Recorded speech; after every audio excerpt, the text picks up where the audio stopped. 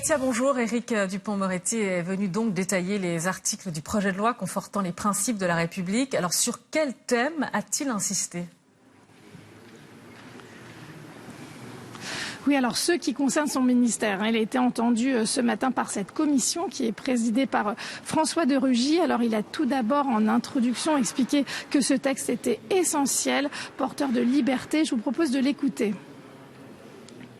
Ce projet, pour moi, comme pour le président de la République, et comme pour le gouvernement bien sûr, est un texte essentiel. J'ai déjà eu l'occasion de dire que c'était un texte de liberté, en ce que, de façon presque tautologique, rappeler ce que sont les valeurs de la République, c'est rappeler ce qu'est la liberté. Et il est essentiel pour nous de nous prémunir des dérives séparatistes, d'où qu'elles viennent d'ailleurs, qui menacent la nation et la République. Essentiel de réaffirmer que tous les Français, d'où qu'ils viennent, quel que soit le Dieu qu'ils prient ou qu'ils ne prient pas, font avant tout partie d'une communauté, la communauté nationale. Essentiel enfin parce que ce texte a pour ambition de renforcer les principes qui fondent notre État de droit,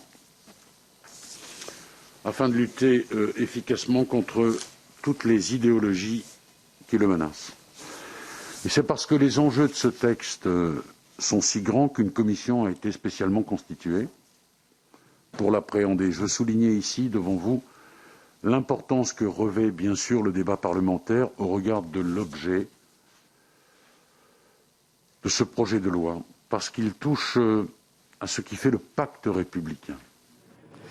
Alors, il a évoqué tout d'abord l'article 3 sur les propos haineux, qu'ils soient publics ou en ligne. Eh bien, les contrevenants vont s'exposer à être inscrits automatiquement au FIJET, le fichier judiciaire national sur les infractions à caractère terroriste. Et puis, il a présenté l'article 4. Il crée un nouveau délit. Ce sera celui d'exercer une menace, une intimidation envers un agent du service public pour qu'il modifie justement sa mission de service public. Ça peut être par exemple un enseignant auquel un élève demanderait de modifier son cours, ou encore un médecin qui ne pourrait examiner une femme parce que c'est un homme, ceci sous l'influence de son mari. Et alors le contrevenant s'expose à une sanction qui pourrait être 5 ans de prison et 75 000 € d'amende. L'article 18, quant à lui, crée un délit, une nouvelle fois, de mise en danger intentionnelle de la vie d'autrui en diffusant des informations